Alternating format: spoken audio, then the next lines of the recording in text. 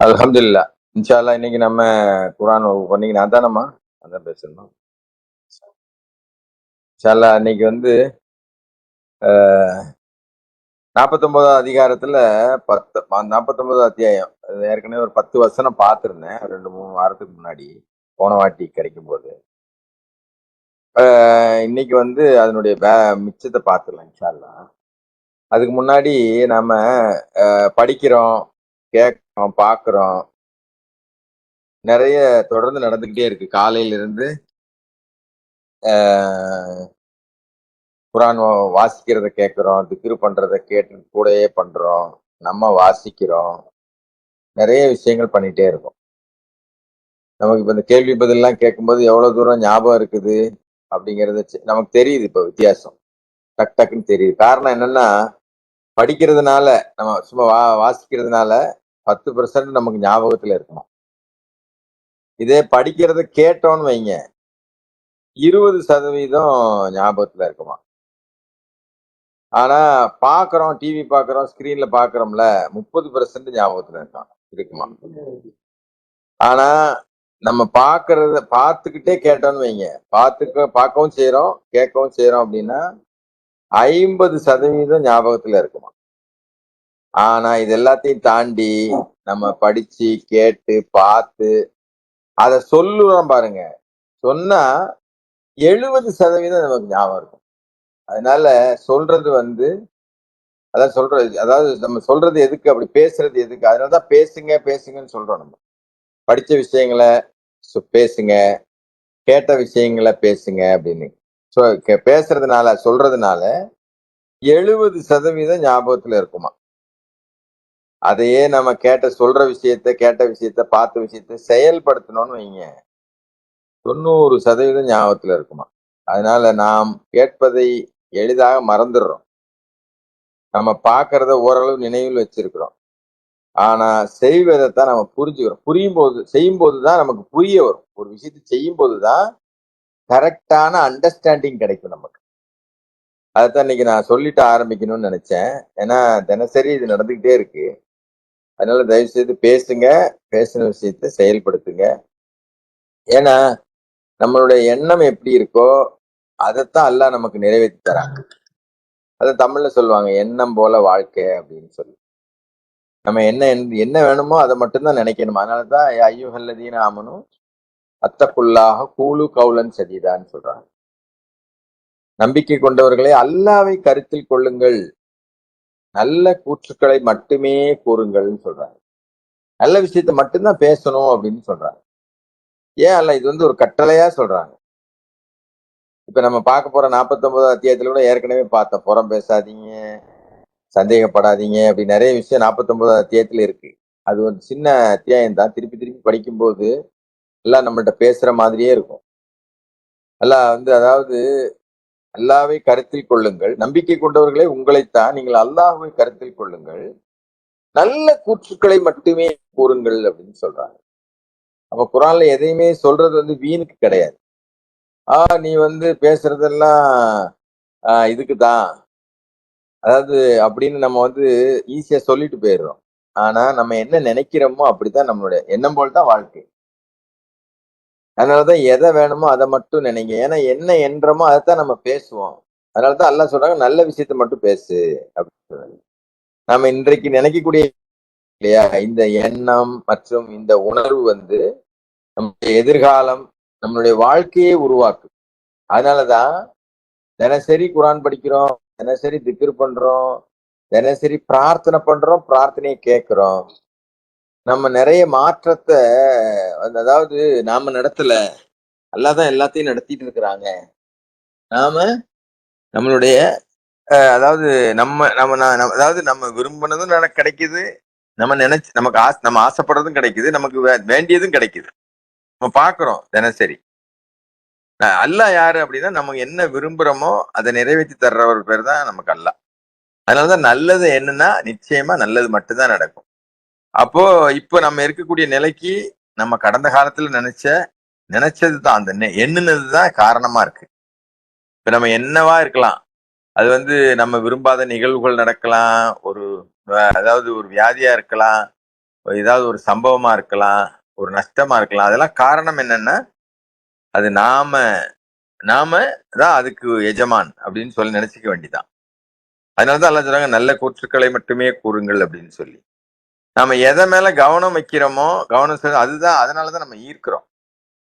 இன்னைக்கு கூட ஒரு ஒரு காணொளி பார்த்தேன். அப்ப அதுல சொல்றாங்க, என்ன சொல்றாங்கன்னா, மூளை எப்படி வேலை செய்யுமா அப்படின்னா, நம்ம ஒண்ணு விரும்பிட்டோம்னு வைங்களேன், ஒரு ஒரு ஃப்ரிட்ஜ் வாங்கணும், இல்லாட்ட ஒரு மிக்ஸி வாங்கணும், இல்லாட்ட ஒரு பொருள் வாங்கணும், இல்ல ஒரு ஒரு ஒரு ஏதோ ஒண்ணு வாங்கணும்னு நினைச்சோம்னா, நம்ம மைண்ட் வந்து, இப்ப உதாரணத்துக்கு ஒரு சைக்கிள் வாங்கணும், பையனுக்கு ஒரு சைக்கிள் வாங்கி கொடுக்கணும் அப்படின்னு நினைச்சா, நம்ம நினைச்சு முடிவு பண்ணிட்டோன்னு வைங்க, ரோட்ல போகும்போதே அந்த மாதிரி நிறைய சைக்கிளை பார்ப்போமா நம்ம ஆட்டோமேட்டிக்கா.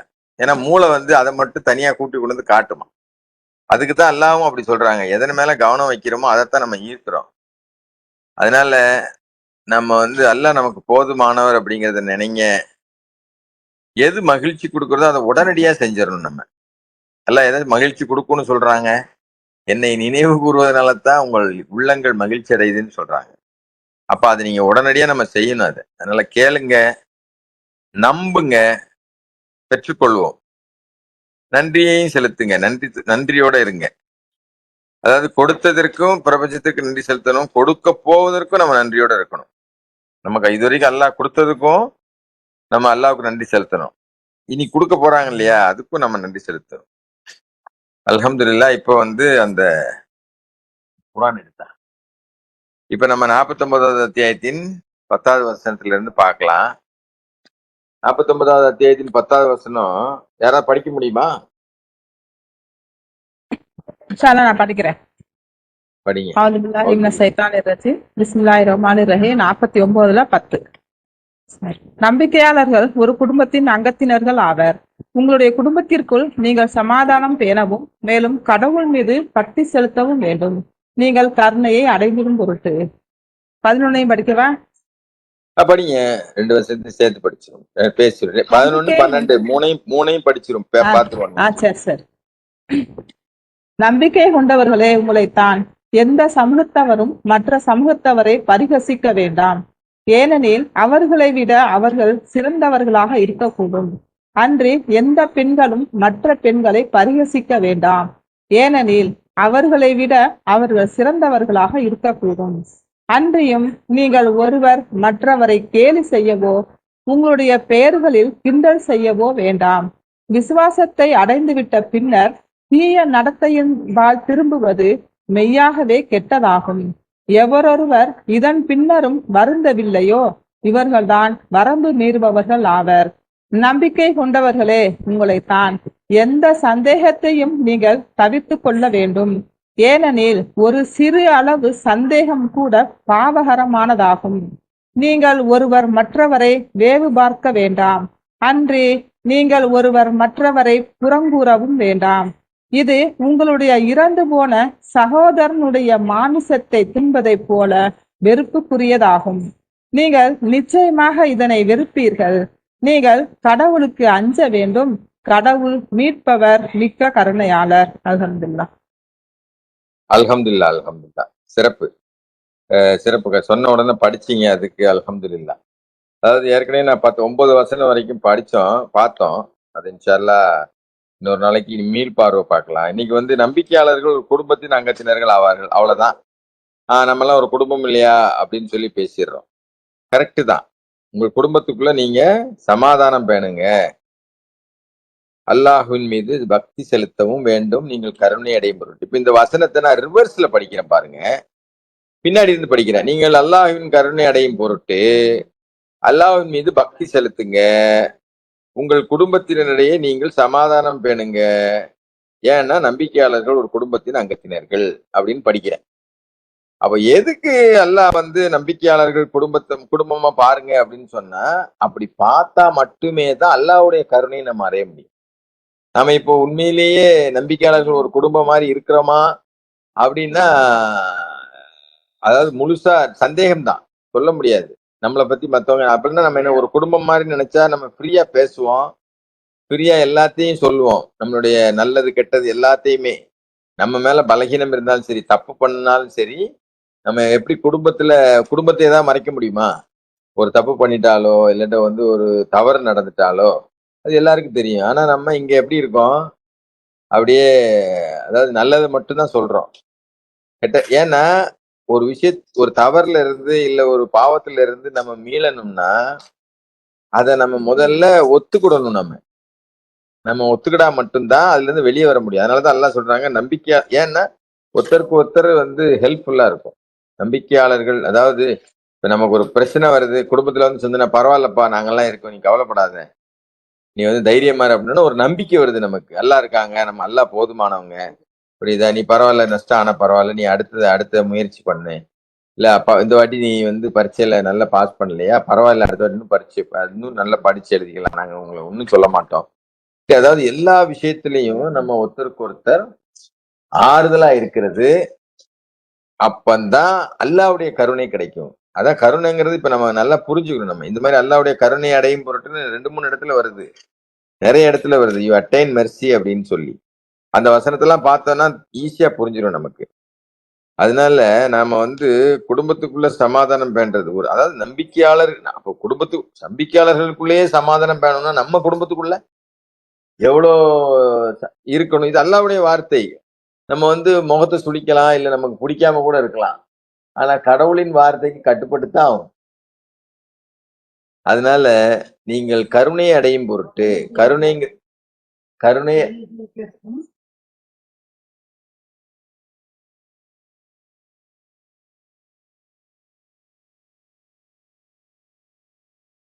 அதனால நம்ம அல்லாஹ் சொல்றது இந்த அசலான குடும்பம் யாருன்னா அந்த மாதிரி நெருக்கம் நமக்கு வரணுங்கிறதுக்கு தான் இதை நான் சொல்றேன். பரவாயில்ல. ஏன்னா அல்லாஹ் சொல்றாங்க நம்ம அல்லாவுடைய கருணையை அடையணும், அல்லாவுடைய உதவி வேணும் அப்படின்னா அது எப்படி வரும் அப்படின்னா ஒரே அல்லாஹ் மட்டும்ங்கிற அடிப்படையில ஒரே குடும்பமா இருந்தா அதை இன்னும் விரைவா அடைய முடியும். இன்ஷா அல்லாஹ் அடுத்து 11ல வந்து அல்லாஹ் கூப்பிட்டு சொல்றாங்க, நம்பிக்கை கொண்டவர்களே உங்களை தான், நீங்க வந்து கேலி பண்ணாதீங்க, ஒருத்தர் கேலி பண்ணாதீங்க.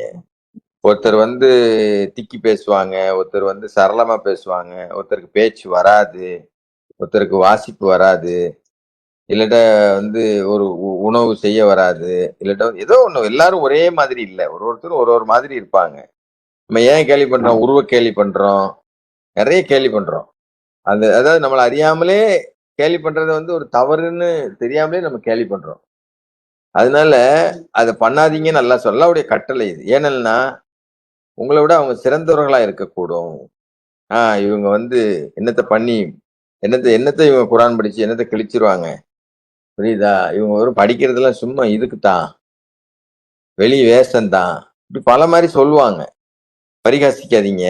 ஏன்னா அவங்களோட அவங்க சிறந்தவர். ஏன்னா உண்மையிலேயே நான் முதல்ல சொன்னேன் இல்லையா, படிக்கிறதுனால, கேட்கறதுனால, அப்புறம் பார்க்கறதுனால, பார்த்து கேட்கறதுனால, அப்புறம் அதை வந்து சொல்றதுனால, அப்புறம் செயல்படுத்துறதுனால தான் நம்ம வந்து தொடர்ந்து ஞாபகத்துல வச்சுட்டு இருக்கணும். ஞாபகத்துல வைக்கிறதுக்கு பேரு தாங்க சப்மிஷன். எல்லாம் சொல்றாங்க இல்லையா, வமா ஹலக்கத்து ஜின்னி வல் இன்சானி இல்லாலி யாபுதுன் 51, 56ல மனித வர்க்கத்தையும் ஜின் வர்க்கத்தையும் என்னை வணங்குவதற்காக வேண்டி நான் படைக்கவே இல்லை அப்படின்னு சொல்றாங்க. அப்போ அது வணங்குறது என்ன, நினைவு கூறுறது, ஞாபகம் வச்சுக்கிறது. அந்த ஞாபகம் இருந்துச்சுன்னு வைங்களேன், நம்ம கேலி பேச மாட்டோம். அல்ல மேல ஞாபகம் இருந்துச்சுன்னா கேலி பேச மாட்டோம். அதனாலதான் நான் இதை வந்து அடுத்ததுல விளக்கமா சொல்றாங்க பாருங்க, எந்த பெண்களும் மற்ற பெண்களை பரிகாசம் செய்ய வேண்டாம், ஏனெனில் அவர்களை விட அவர்கள் சிறந்தவர்களாக இருக்கக்கூடும். அன்றியும் நீங்கள் ஒருவர் மற்றவரை கேலி செய்யவோ உங்களுடைய பெயர்களில் கிண்டல் செய்யவோ வேண்டாம். விசுவாசத்தை அடைந்து விட்ட பின்னர் தீய நடத்தையின்பால் திரும்புவது மெய்யாகவே கெட்டதாகும். இப்ப இங்க வந்து கேலி பண்றது, கிண்டல் பண்றது எல்லாமே தீய நடத்தை அப்படிங்கிறத நம்ம புரிஞ்சுக்கலாம். அது ஒரு கெட்ட செயல். கெட்ட செயல் தான் பாவமான செயல். எவர் ஒருவர் இதன் பின்னரும் வருந்தவில்லையோ, இதுக்கு முன்னாடி நம்ம பண்ணியிருந்தா நீங்க வந்து அல்லாட்ட வருந்துங்க. வருந்த இல்லைன்னா அவங்க வரம்பு மீறினவங்களா ஆவாங்க. அதாவது அல்லாஹ் எல்லாத்துக்குமே ஒரு வரம்பு வச்சிருக்கிறாங்க, பேசுறதுக்கு, சிந்திக்கிறதுக்கு, செயல்படுறதுக்கு, எல்லாத்துக்கும். அதனால நம்ம ஏதோ தவறு, அதாவது சைத்தான் வந்து நம்ம செய்யறதெல்லாம் நம்ம கரெக்டா தான் இருக்கோம் அப்படிங்கிற மாதிரி நம்மகிட்ட காட்டுவான். பட் நம்ம அதை வந்து திருப்பி திருப்பி குரானை படிக்கும்போது, இல்ல படிக்க கேட்கும்போது, இல்ல நம்ம எடுத்து சொல்லும் போதுதான் அது நமக்கு ஞாபகம் இருக்கும். அதுக்குதான் நான் முதல்ல அதை சொல்லிட்டு இன்னைக்கு வகுப்பே ஆரம்பிச்சேன். அதனால ஞாபகம் வச்சுக்கிறது தான் சப்மிஷன். நல்லா புரிஞ்சுக்கிட்டு, ஞாபகம் இருந்துச்சு நம்ம வந்து மறக்க மாட்டோம். அந்த ஞாபகம் தானே, அதான் சைத்தான் என்னை மறக்கடிச்சிட்டான்னு தானே சொல்றாங்க. சைத்தான் தான் மறக்கடிக்க வைப்பான். அல்லாவோட ஞாபகத்துல இருக்கிறது அதுதான் அடிபணிதல். அதுவும் அடிபணிதல்ல, அடிபணிதல் சரணடைதல்ல மிக முக்கியமான விஷயம் என்ன வேணும்னா ஞாபகம் வேணும் நமக்கு. இல்லாட்டா நம்ம சரணடைய மறந்துருவோம். அதனால கேட்கறது எப்படி ஒரு இபாதத்தோ அதே மாதிரி நம்ம ஞாபகம் வச்சுக்கிறது ரொம்ப ரொம்ப முக்கியம். எல்லா நேரத்திலயும் அல்லாவோட ஞாபகம் இருந்துச்சு அப்படின்னா அல்லாவுடைய கட்டளை நம்ம ஈஸியா பின்பற்றிட்டு போய்கிட்டே இருக்கலாம். பிஸ்மில்லா சொல்ல மறக்காது, இன்ஷா அல்லாஹ் சொல்ல மறக்காது, நன்றி சொல்றதுக்கு மறக்காது. நமக்கு இதெல்லாம் மறக்காம இருந்துச்சுன்னா தான் நாம வந்து அல்லாவுடைய கருணையில நம்ம இருக்கிறோம். அதைத்தான் இந்த வசனத்தை திருப்பி திருப்பி சொல்றாங்க. வருந்துங்க, இது வரைக்கும் பண்ணலையா, கேலி கிண்டல் பண்ணியிருந்தீங்களா, நீங்க வந்து ஒரு சமூகம் இன்னொரு சமூகத்தார பரிகசிக்க வேண்டாம், ஒரு பெண் இன்னொரு பெண்ணை பரிகசிக்க வேண்டாம். ஏன்னா இவங்களை விட அவங்க சிறப்பானவங்களா இருப்பாங்க, சிறந்தவர்களாக இருக்கக்கூடும் அப்படின்னு சொல்றாங்க. இப்ப இதெல்லாம் நமக்கு ஞாபகம் இருக்கணுமா வேண்டாமா? அடுத்து இதனுடைய தொடர்ச்சியான ஒரு விஷயம்தான். நம்பிக்கை கொண்டவர்களை உங்களைத்தான் எந்த சந்தேகத்தையும் நீங்கள் தவிர்த்து கொள்ள வேண்டும். இதுல நிறைய பேருக்கு மாற்று கருத்து இருக்கும். இதே நான் போன வாட்டி சொன்ன ஞாபகம் இருக்கு. ஒரு போலீஸ் வேலை பார்க்குறவர் சந்தேகப்படக்கூடாதா? அப்படிலாம் இல்லை. அதாவது ஒரு சமூகத்துல உள்ள குறைய சுற்றி காட்டுறது வந்து எதிர்ப்பு கிடையாது. அது நம்மளுடைய பொறுப்பு. அது அவங்களுடைய வேலை, பொறுப்பு. ஆனா நம்ம வந்து சந்தேகப்படுறதுங்கிறது அல்லாவே சந்தேகப்பட்டுக்கிட்டு இருக்கோம் தினசரி. அல்லாவே நம்ம சந்தேகத்திலேயே தான் நம்பி இருக்கோம். அதைத்தான் அல்லாஹ் 12ல 103 106ல சொல்றாங்க. சூரா 12 அதை படிங்க. அவர்கள் படிச்சிடுறாங்க. யூசுப் சூறால 12 103. அதாவது இணை வைக்காமல் என்று ஈமான் கொள்ளவில்லை. ஈமான் கொண்டிருக்காங்க, ஆனா இணை வச்சிருக்காங்க. சந்தேகத்தின், அதாவது இணை வைக்கிறது வந்து முக்கியமானது. ஏன்னா சந்தேகத்தினாலதான் நம்ம வந்து வேற அல்லாஹ் கூட இன்னொரு துணையை தேடுறோம். மனிதர்களில் பெரும்பாலோர் நீர் என்ன செய்த போதிலும் சரியா நம்பிக்கை கொள்ள மாட்டார்கள். அப்படி அல்லாஹ்வின் மீது நம்பிக்கை கொண்டவர்களில் பெரும்பாலோர் போலி தெய்வ வழிபாட்டை செயல்படுத்திய வண்ணமே அன்றி அவர்கள் அவ்வாறு செய்வதில்லை. இப்ப நான் சொன்னதுல இந்த சந்தேகத்தை அல்லாவே சந்தேகப்படுறோம் அப்படின்னா என்ன அர்த்தம் அப்படின்னு சொன்னா, என்ன சரணடைதல்னா என்ன? இதுவரைக்கும் என்ன நடந்திருக்கோ, இதுவரைக்கும் என்னெல்லாம் முடிஞ்சிருக்கோ, அது எல்லாம் அல்லாவுடைய நாட்டப்படி தான் நடந்துச்சுன்னு நம்ம நம்பணும். அதுல நம்ம சந்தேகப்படக்கூடாது. என்ன சந்தேகப்படுறோம்? இவன் என்ன கெடுத்துட்டான், இவன் எனக்கு உதவி செய்யல, இவன் என்ன நட்டாத்துல விட்டுட்டு போயிட்டான், இவன் நான் சொன்ன பேச்ச கேட்கல அப்படின்னு சொல்லி நாம நிந்தனை செய்யறோம், இல்ல குறை சொல்றோம். குறை சொல்லி புறம்பேசி திரிபவர்களுக்கு கேடுதானே எல்லாம் சொல்றாங்க. அதனால எது நடந்து முடிஞ்சிச்சோ அது அல்லாவுடைய நாட்டப்படித்தான் நடந்துச்சு. அதை பத்தி நம்ம கவலையே படக்கூடாது. எதிர்காலத்துல என்ன நடக்குமோ அது அல்லாவுடைய திட்டப்படிதான் நடக்கும். அதை பத்தி பயப்படக்கூடாது. இந்த பயம் நம்ம கவலை இருக்கக்கூடாது. கடந்த காலத்தை நினைச்சு எதிர்காலத்தை பத்தி பயப்படவும் கூடாது. நிகழ்காலத்துல என்ன நடந்தாலும் அது நம்முடைய நன்மைக்குத்தான் நடக்குது. அது நம்முடைய நன்மைக்குத்தான் எல்லாம் நடத்துறாங்கிறத நம்புறது, அதுல சந்தேகப்படக்கூடாது. இப்ப நல்லா பாருங்க, இப்ப இந்த மூணையும் கவனமா வச்சுக்கிட்டோம்னா யாரு மேலேயும் சந்தேகமே வராது நமக்கு. ஏன்னா சந்தேகப்படுறது பாவம்னு சொல்லி சிறிதளவு சந்தேகம் கூட நீங்கள் தவிர்த்து கொள்ள வேண்டும் அப்படின்னு சொல்றாங்க. நம்மளுடைய, நான் அதை முதல்ல சொன்னேன் இல்லையா, நம்மளுடைய எண்ணம் என்னவோ அதுக்குத்தான் பலன். அந்த எண்ணத்தின் அடிப்படையில தான் நமக்கு எல்லாமே நடக்குது. எண்ணம் தான் நம்மளுடைய பிரார்த்தனை. நான் வந்து வெளியில பேசுறது வேற, உள்ள நினைக்கிறது வேற. அதனாலதான் அல்லாஹ் சொல்றாங்க, நீங்க வந்து உங்களுடைய அடிமனசுல எதையாவது நினைச்சு அதை நீங்க வெளிப்படுத்தலைன்னா கூட அதற்காக நீங்கள் பொறுப்புதாரி ஆவீர்கள் அப்படின்னு சொல்றாங்க. அடிமனசுல நினைச்சிருப்போம், வாயால வேற ஒண்ணு சொல்லியிருப்போம். ஏன் நான் நம்புறேனே, நான் அல்லாட்ட கேட்டுக்கிட்டே இருக்கனே, அல்லாட்ட பிரார்த்தனை பண்ணிக்கிட்டே இருக்கனே அப்படின்னு சொல்லுவோம். ஆனா உள்ளார்ந்த எண்ணம் அல்லாஹ் தான் அறிந்தவங்களா இருக்கான். உண்மையிலேயே நம்ம மனப்பூர்வமா வருந்தி அல்லாட்ட இறைஞ்சி பிரார்த்தனை செய்யறோமா, உண்மையிலேயே அது உண்மையிலே அது அப்படி இருந்தா அது நிச்சயமா அல்லாஹ் அவர்களை புரிந்து கொண்டான், அவர்களும் அல்லாஹுவை புரிந்து கொண்டார்கள். படிக்கிறோமா இல்லையா குர்ஆன் வசனம்? அதுதான் அந்த பொருத்தம். செய்யறது ஒண்ணு, சொல்றது ஒண்ணு, நடக்கிறது ஒண்ணு. அப்படி இல்லாம சந்தேகமே நம்ம படக்கூடாது. ஏனெனில் ஒரு சிறு அளவு சந்தேகம் கூட பாவகரமானதாகும். நீங்கள் ஒருவர் மற்றவரை வேவு பார்க்க வேண்டாம். அவங்க என்ன பேசுனாங்க, நம்மளை பத்தி என்ன பேசிட்டு இருக்காங்க, புரியுதா? நம்மளை பத்தி இது நம்ம பார்க்க வேண்டியதே இல்லை. அன்றி நீங்கள் ஒருவர் ஒரு மற்றவரை புறங்கூறவும் வேண்டாம். முன்னாடி பேசுறது இல்ல, பின்னாடி பேசுறது, புறங்கூறுறது. டைரக்டா எதா இருந்தாலும் டைரக்டா பேசிட வேண்டியது, என்ன வேணுமோ அதை சொல்ல வேண்டியது. அது அல்லாம அவங்களுக்கு பின்னாடி அவங்க அப்படி இப்படின்னு சொல்லி கழுவி கழுவி நம்ம குடிக்கிறது, இதெல்லாம் குர்ஆன் வார்த்தையில, குர்ஆன் வசனத்துல அல்லாஹ் நம்மள பாவம்னு சொல்றாங்க. நீங்க வேவு பார்க்காதீங்க, மேலும் ஒருவர் மற்றவரை புறம் பேசாதீங்க. அதுக்கு ஒரு உதாரணம் சொல்றாங்க பாருங்க. இறந்து போன சகோதரனுடைய மாமிசத்தை உண்பதை போல வெறுப்புக்குரியதாகும். எவ்வளவு வெறுப்பான நம்ம நினைச்சாலே வெறுப்பா இருக்கு.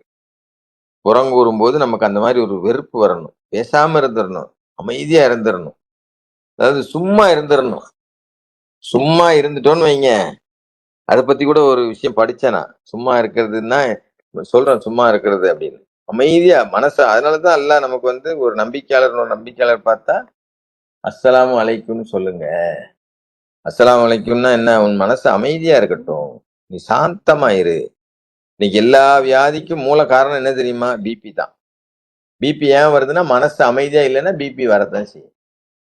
இந்த மனசு அமைதி எப்ப கிடைக்கும்னா, அது அல்லாஹ் சொன்ன வார்த்தைகள். அல்லாஹ் சொன்னாங்க, என்னை நினைவு கூறுவதனாலதான் உங்கள் உள்ளங்கள் அமைதி அடையும் சொல்றாங்கல்ல. அது வெறும் திக்ரு பண்றதுனால இல்ல, திக்ரு பண்றதுனால மட்டும் இல்ல. அது திக்ரு பண்றது அதுல ஒரு வகை, புறங்கூறாம இருக்கிறது அதுல இன்னொரு வகை, சந்தேகப்படாம இருக்கிறது இன்னொரு வகை. நல்லா புரிஞ்சுக்கணும் நம்ம. அதாவது அல்லாவை நினைவு கூறுறதுனால மட்டும்தான் மனசு அமைதி அடையுது. அப்படின்னா அல்லாவை எதன் மூலம் அமைதி அடைய நினைவு கூற முடியும்? புறம் பேச நமக்கு முடியும், ஆனா பேசாம இருக்க பாருங்க. ஏன்னா அல்லாவை நினைச்சு, அல்லாவை நினைவு கூறுவதனால, அல்லாவை நினைவில் இருந்ததுனால நம்ம புறம் கூறாம இருக்கோம். அல்லாஹ் போதுமானவர்ங்கிறது நினைவுல இருக்கிறதுனால சந்தேகப்படாம இருக்கிறோம். அல்லாஹ் பார்த்துக்கிட்டு இருக்கிறாருங்கிறதுனால நம்ம கேலி பண்ணாம இருக்கிறோம். அப்படிங்கும்போது எவ்வளவு மனசு அமைதி அடையும். பிபியே எகிராது, பிபியே கூடாது, படபடப்பு வராது, பயம் இருக்காது. எப்பவும் ஹஸ்புனுல்லாஹ் வ நிஅமல் வக்கீல் தான். ஹஸ்புனுல்லாஹ் வ நிஅமல் வக்கீல். அல்லாஹ் எங்களுக்கு போதுமானவர். அல்லாவே எல்லாத்தையும் நடத்துறார். அல்லாஹ் போதுமானவர். அந்த எண்ணத்துல நம்ம தொடர்ந்து நிலைச்சு இருக்க முடியும். அதனால வசனத்தை நாம ஏதோ சும்மா வாசிச்சுட்டு போறது இல்ல, சிந்திக்கணும். அதாவது இது சகோதரனுடைய மாமிசத்திற்குள்ள வெறுப்புக்குரியதாகும் சொல்றாங்க. நிச்சயமாக இதுல நீங்கள் வெறுப்பீர்கள். நீங்கள் அல்லாஹ்வுக்கு அஞ்ச வேண்டும். அல்லாஹ் மீட்பவர், மிக்க கருணையாளர். ஏன்னா இந்த வாழ்க்கையினுடைய நோக்கமே என்னன்னா மீட்சி அடைறதுதான். போன வாரம் சொன்ன, நாம் ஏன் படைக்கப்பட்டோம்ங்கிற அந்த விஷயத்த போன வாரம் ஆக்சுவலா நான் பயன் பண்ண வேண்டியது இல்லை. நான் இந்த வாரம் பயன் பண்ண வேண்டியது போன வாரம் பயன் பண்ணணும்னு நினைச்சு ரிஃபாய் பாய்கிட்ட கேட்டு அவருக்கு பதிலாக நான் பண்ணிட்டேன் போன புதன்கிழமை. ஆனா அதுல நம்ம பார்த்தது என்னன்னா, அதுல பார்த்தது அதுதான். நம்மளுடைய முக்கியமான குறிக்கோளை நாம மீளணும், அல்லாவின் பக்கம் மீளணும். அல்லாஹ் மட்டும் அப்படின்னு சொல்லிட்டு அல்லாஹ்வுடைய சாம்ராஜ்யத்துக்கு நம்ம மீண்டு செல்ல வேண்டும். அப்ப அந்த அல்லாஹ்வுடைய சாம்ராஜ்யத்துக்கு மீண்டு செல்லணும்னா இந்த 3 வசனத்திலேயே போதுமானதா இருக்கு. இந்த 3 வசனத்து விஷயத்தையே பின்பற்றினாலே அல்லாஹ் அக்பர், எவ்வளவு பெரிய விஷயத்த நாம அதாவது நினைச்சாலே ஆச்சரியமாவும் ஆனந்தமாவும் இருக்கு.